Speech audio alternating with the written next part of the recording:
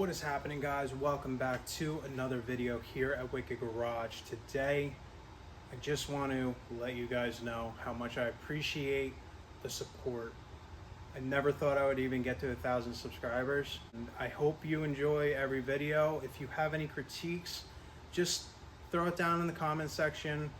If you like the video, hit that like button, and if you would like to subscribe and support the channel, because as we grow, I have some crazy ideas and I think it would be really cool. I'm still gonna do them anyway. It just might take a little longer. Most of this stuff I do for work and as a portfolio, but it's cool that it's gaining traction, and I just want to, just from the bottom of my heart, tell you how much I appreciate every view and every subscriber.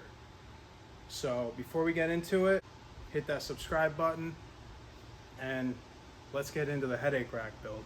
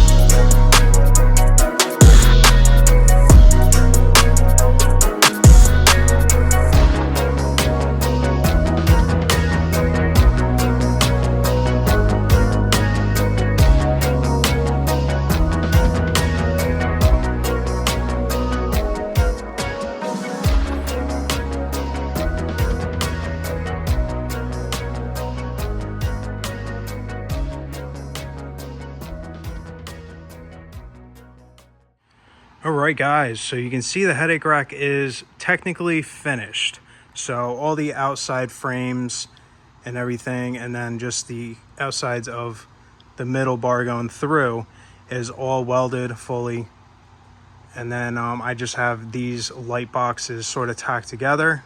I went in there before I even put the light boxes on, and as you can see, there is a hole with a grommet to make it easy to feed the wires through, and I don't have to worry about them rubbing on bare metal. So other than that, everything's pretty much tacked, stitched, pretty much done in a sense. Obviously we still have to do a bunch of weld out on here when we get the floor down. So obviously I don't do the floor before I do the headache rack, because it gives me a point that I can actually come out underneath the headache rack and feed the wire on both sides. It's just a simpler way. It also gives it a little more rigidity because you have this to the actual,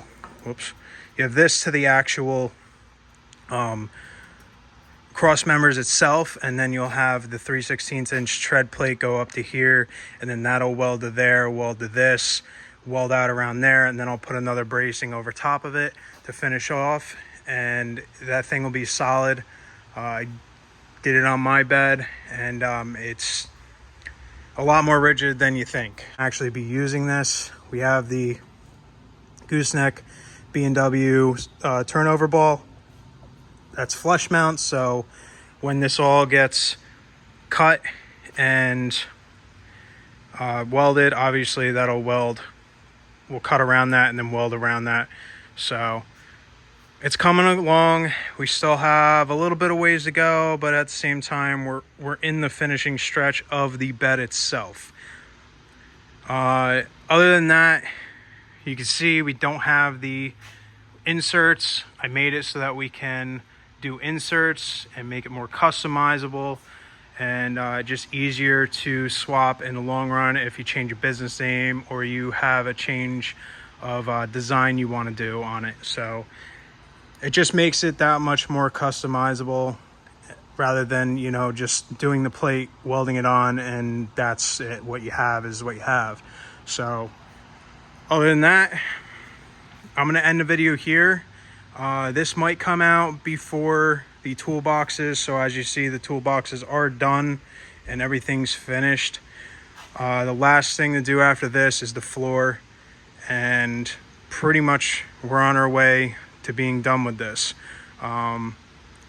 So this might come out before the toolboxes. Don't worry, I had a little bit of trouble with the last video. I had to delete it. I have to redo it. This one's gonna most likely come out before that, but I'll see you guys in the next one. And just once again, thank you for all your support. I can't believe we hit over 1,000 now. It's unbelievable that, you know, even people want to see my content. And I hope, you know, we can grow, and, you know, I can help you guys out, and, you know, even provide very cool content, different stuff than everybody else is doing. Custom truck builds. I got plenty of ideas. It's just a matter of getting enough people in here to really show that this is going to get, you know, pushed to the next level. This is always going to be my channel, and I'm always going to do this. It's just, this is more of a work portfolio right now to show you what I do and show my customers what I do. And if the customers want to go back and see their build and how I did it, they can actually see it. It just gives that much more of a personal touch to my business and to the customer, and, you know, provides me with like pretty much a custom portfolio that pretty much anybody can see around the world. But other than that, guys, I'll see you in the next video. Thanks for watching.